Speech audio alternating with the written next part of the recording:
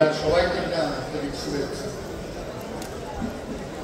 দীর্ঘ 17 বছর ফ্যাসিবাদী শাসনের আমলে আপনারা যারা যুদ্ধ করেছেন এই স্বৈরাচারের বিরুদ্ধে, ফ্যাসিবাদের বিরুদ্ধে এবং 7 বছরের আন্দোলনের যে ধারাবাহিকতা, সেই ধারাবাহিকতায় জুলাই বিপ্লব, এদেশে জুলাই আগস্টের বিপ্লবের মধ্য দিয়ে ফ্যাসিবাদী শাসনের অন্যতম নায়ক শেখ হাসিনা বাংলাদেশ থেকে পলায়ন করে ভারতে অবস্থান নিয়েছেন।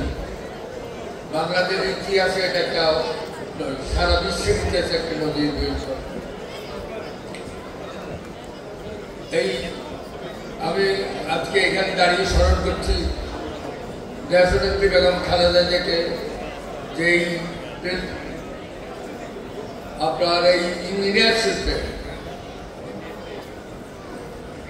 ওনার যে অবদান, সেই অবদানকে এক সময় আপনাদের প্রকৌশলীরা কিন্তু অস্বীকার করেছিল। উনি কিন্তু এসেছিলেন প্রধান অতিথি হিসেবে, এবং উনি প্রধান অতিথি হিসেবে আসার পরে ওনার বিরুদ্ধে অনেকেই নিষেধ করেছিল এখানে ওনাকে কোনো টাকা না দেওয়ার জন্য, কিন্তু উনি কিন্তু আব্দুল্লাহ নোমানের অনুরোধে এই প্রেস ক্লাব এবং আমাদের প্রেস ক্লাবও দিয়েছিলেন এবং ইঞ্জিনিয়ারশিপের টাকা প্রদান করে, অর্থ প্রদান করেছিল।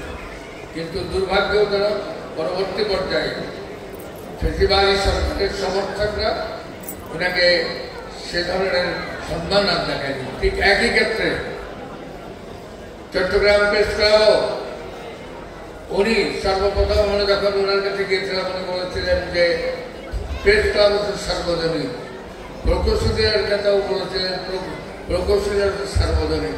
কিন্তু দুর্ভাগ্যজনক ফ্যাসিবাদের সমর্থকরা ওনাকে সেভাবে মূল্যায়ন করেননি, কিন্তু তারপরে উনি প্রেস ক্লাবকে এবং ইঞ্জিনিয়ারশিপের জন্য অর্থ প্রদান করেছেন। আজকের অনুষ্ঠানে যিনি আজকে প্রধান অতিথি চট্টগ্রামের জনমনোনীত মেয়র, যার নেতৃত্বে আমরা গত 17 বছর যুদ্ধ করেছি চট্টগ্রামে। এই যুদ্ধের মধ্য দিয়ে আমরা শেখ হাসিনার পতন ঘটিয়েছি। আজকের এই অনুষ্ঠানের যিনি সভাপতি, তিনি সেই বিপ্লবের জড়িত ছিলেন। আমাদের নেতৃত্বে আমরা সাংবাদিকরা আমরা আন্দোলন করেছি, বিপ্লব করেছি, এবং 3রা আগস্ট, 4ঠা আগস্ট, 5ই আগস্ট যে বিপ্লবের সাথে আমরা সম্পৃক্ত হয়েছিলাম, সেই সম্পৃক্ত ফ্যাসিবাদী সরকারের প্রধান শেখ হাসিনাকে পরাভূত করে বিদেশ থেকে বাংলাদেশে পৃথিবীর ইতিহাসে নজিরবিহীন ঘটনা যে একটা দেশের প্রধানমন্ত্রী তার সম্পূর্ণ পরিবারকে নিয়ে পালিয়ে যেতে। তাই আপনাদেরকে আজকে সবাইকে সচেতন থাকতে হবে। আজকে আবার নতুন করে যে আপনারা চক্রান্ত, আপনারা জানেন কলকাতায় বসে আওয়ামী লীগের অফিস খুলতে দেওয়া হয়েছে। এটাকে কিন্তু আপনার সাধারণভাবে চিন্তা করলে হবে না, আপনাদেরকে নতুন করে চিন্তা করতে হবে যে ভারত আমাদের বন্ধু, আমরা মনে করি আমরা পাশাপাশি দেশ, কিন্তু যে চক্রান্ত তারা সবসময় করে আসছে বাংলাদেশের বিরুদ্ধে, এই ব্যাপারে আপনাকে সচেতন থাকতে হবে। আজকে আমাদের মাঝে এখানে জনতার মেয়রকে তো যে ডাক্তার শাহাদাত উপস্থিত দেন, যার নেতৃত্বে চট্টগ্রামের মানুষ দীর্ঘ 17 বছর এই স্বৈরাচারের সরকারের বিরুদ্ধে বিদ্রোহ করে আসছেন এবং আন্দোলনকে সংগ্রামকে এগিয়ে নিয়ে পরাভূত করেছেন শেখ হাসিনা, যাকে দেশ থেকে পালিয়ে যেতে হয়েছে। আর 15 মিনিট তিনি যদি অপেক্ষা করতেন তাহলে ইতিহাস কিন্তু অন্যভাবে রচনা হতো। যাই হোক, আপনারা যারা আছেন, আমরা সবাই হিন্দু, মুসলিম, বৌদ্ধ, খ্রিস্টান, সবাই এই বাংলাদেশ, আমরা আসুন সবাইকে বাংলাদেশকে ভালোবাসি। আমরা সবাই মিলিত শক্তির মধ্যে, কারণ আমাদের মুক্তিযুদ্ধে হিন্দু, মুসলিম, বৌদ্ধ, খ্রিস্টান সবাই একসাথে যুদ্ধ করেছি।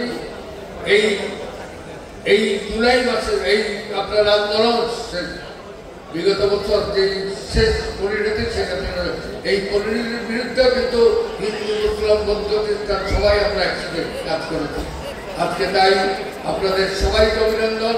ভবিষ্যতে যে চক্রান্ত চেষ্টা চালানো হচ্ছে সেই চক্রান্তের বিরুদ্ধে আপনারা সবাই সচেতন থাকবেন। আবার ভারতের উৎসাহ দেবে। আপনারা যে কারণেই হোক আপনারা যেসব কার্যকর্ম আওয়ামী লীগকে সেখানে আপনারা সেখানে তাদেরকে যেসব অপকর্ম করার কার্য একথা বিরত করেন। কারণ বাংলাদেশের স্বাধীনতা যুদ্ধ কিন্তু আপনাদের অবদান ছিল, এটা কাউকে আমরা অস্বীকার করি। আমি আবারও আজকে মেয়র তাকে অভিনন্দন জানাই এখানে আসার জন্যে, আর যারা প্রকৌশলী সবাইকে অভিনন্দন জানাই। এই বাংলাদেশ আমার আপনার সবার মিলিত সবাই মিলেই আমরা কাজ করব। ধন্যবাদ।